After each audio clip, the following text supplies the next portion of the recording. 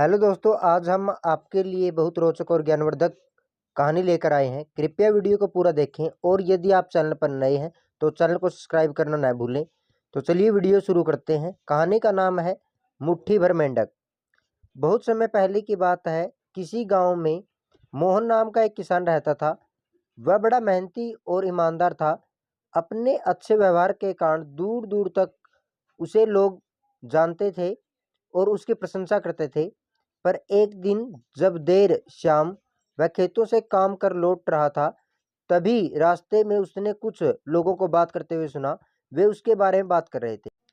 मोहन अपनी प्रशंसा सुनने के लिए उन्हें बिना बताए धीरे धीरे उनके पीछे चलने लगा।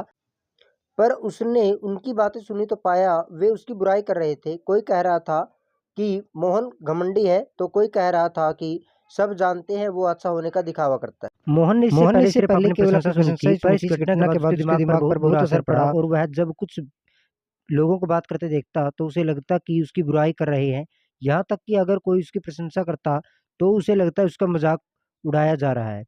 धीरे धीरे सभी ने महसूस करने लगे कि मोहन बदल गया है और उसकी पत्नी भी उसके व्यवहार के प्रति आए बदलाव से दुखी रहने लगी। और एक दिन उसने पूछा, आजकल आप इतने परेशान क्यों रहते हैं? कृपया करके मुझे इसका कारण बताइए। मोहन ने उदास होते हुए उस दिन की बात बता दी। पत्नी को भी समझ नहीं आया कि क्या किया जाए, पर तभी उसे ध्यान आया कि पास के ही गांव में एक सिद्ध महात्मा आए हुए हैं। और वो बोली, स्वामी, मुझे पता चला कि पड़ोस के गांव में एक पहुंचे हुए संत आए हैं, चलिए हम उनसे समाधान पूछते हैं।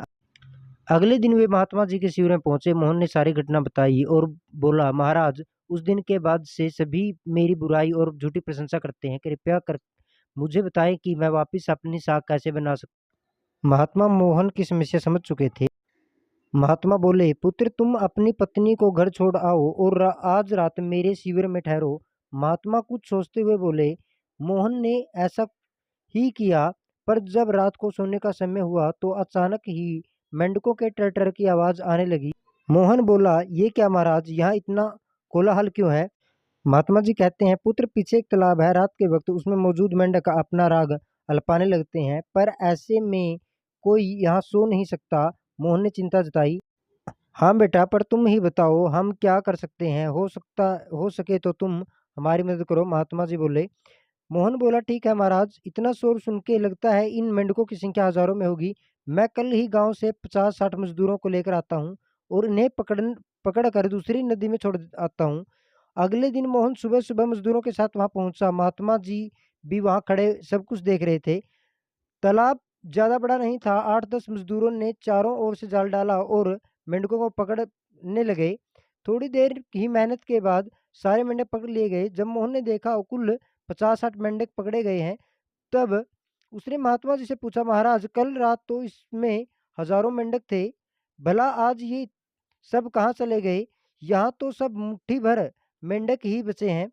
महात्मा जी गंभीर होते हुए बोले, कोई मेंढक कहीं नहीं गया।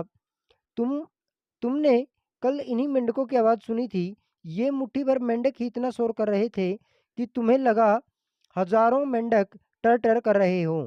पुत्र, इसी प्रकार जब तुमने कुछ लोगों को अपनी बुराई करते सुना तो भी तुम्हें यही गलती कर बैठे।